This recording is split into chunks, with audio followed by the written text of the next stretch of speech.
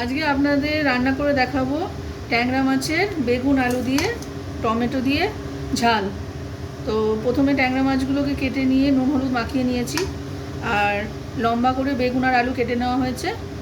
তাতে দেবো একটা টমেটো, বড় হলে একটা দেবেন, আর যদি আপনার মনে হয় ছোটো সাইজ তাহলে দুটো দেবেন, আর 1.5খানা মতো পেঁয়াজ। এটাকে কুচিয়ে নিতে হবে। তো আপাতত কড়াইতে তেল গরম বসিয়ে দিয়েছি। প্রথমে ট্যাংরা মাছগুলোকে ভেজে তুলে নেব।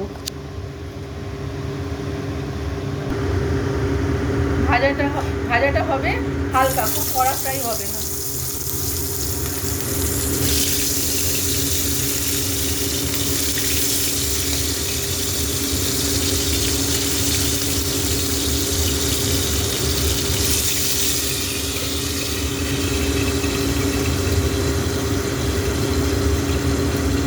ট্যাংরা মাছ যেহেতু তেলে দিলেই ফাটে, সেই জন্য আমি এটা ঢেকে ঢেকেই করছি।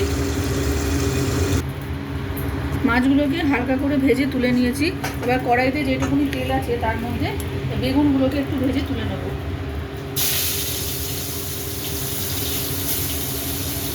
বেগুন খুব বেশি দিইনি, আমি একটা মাঝারি সাইজের বেগুনের অর্ধেক দিয়েছি।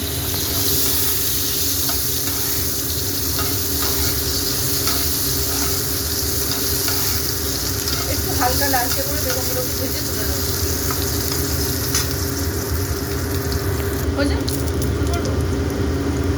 বেগুনগুলো দেখুন হালকা ভাজা হয়ে গেছে, বেগুনগুলো তুলে নেব। এবার এই কড়াইতে আবার সামান্য তেল দেব।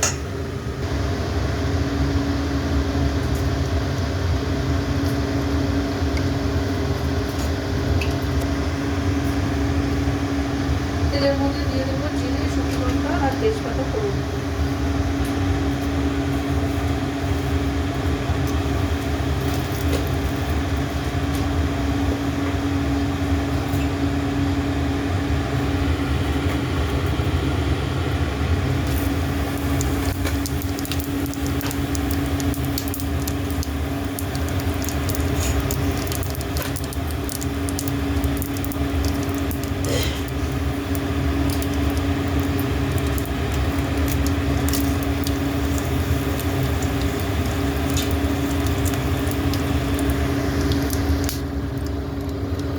ফোড়নটা একটু ভাজা ভাজা হলে এদের দিয়ে দেবো কুচো করে রাখা পেঁয়াজ।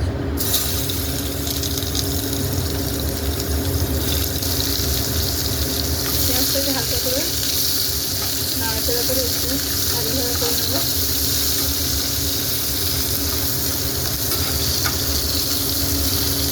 এখানে আপনাদের একটা জিনিস বলে রাখি, এই রান্নাটায় আমি জিরে গুঁড়ো ব্যবহার করবো না, এটা হবে আদা আর লঙ্কা বাটা দিয়ে।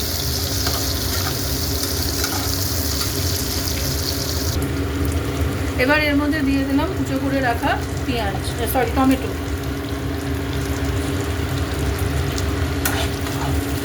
রান্না করতে গেলে একটু ভুল হয়ে যায়।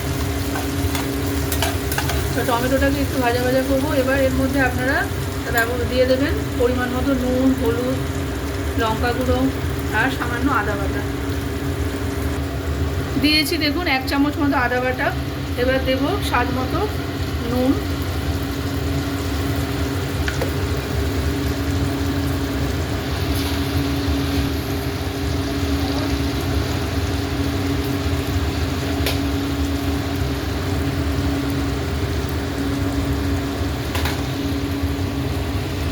আমি এখানে গুঁড়ো লঙ্কার গুঁড়ো ব্যবহার করছি, আপনি ঝাল অনুযায়ী আপনারা দেবেন।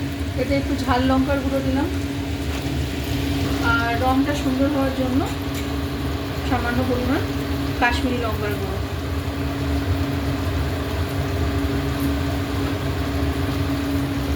এবার সামান্য জল দিয়ে মশলাগুলোকে কষিয়ে নেব। তো এটাকে ভালো করে মিশিয়ে দিয়ে একটু ফ্লেমটা বাড়িয়ে দেবো গ্যাসে। এবার এটাকে কষতে দেবো। এর মধ্যে যখন হালকা কষাটা হয়ে যাবে তখন এর মধ্যে দিয়ে দেবো আলুগুলো। আজকে এই ট্যাংরা মাছের ঝাল ছাড়াও করেছি কাঁকড়ার ঝাল আলু দিয়ে, মাংসের মতো করে প্রিপারেশন। আজকে আপনারা ছবিটা দেখে নিন, অন্য একদিন এটা রেসিপি আপনাদের সাথে আমি শেয়ার করে দেবো। এবার এর মধ্যে দিয়ে দেবো লম্বা করে কেটে রাখা আলুগুলো।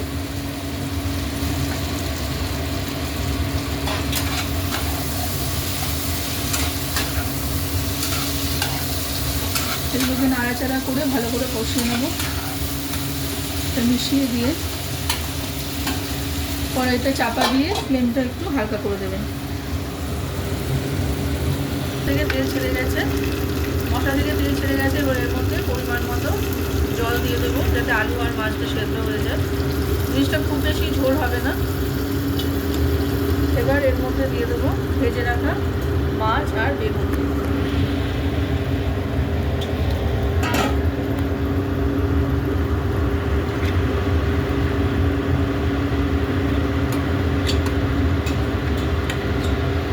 এবার আবার মিনিট 5-10 জন্য এটাকে ঢাকা দিয়ে দেখুন মাছ ঝাল মোটামুটি তৈরি হয়ে গেছে।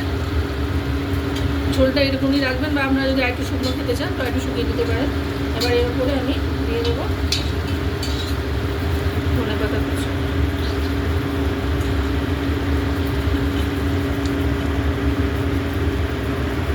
আপনারা অবশ্যই ট্রাই করবেন বাড়িতে এটা করার, আর খেয়ে বলবেন কেমন হয়েছে। আর যদি পছন্দ হয় তাহলে আমার চ্যানেল সাবস্ক্রাইব করবেন আর লাইক করবেন।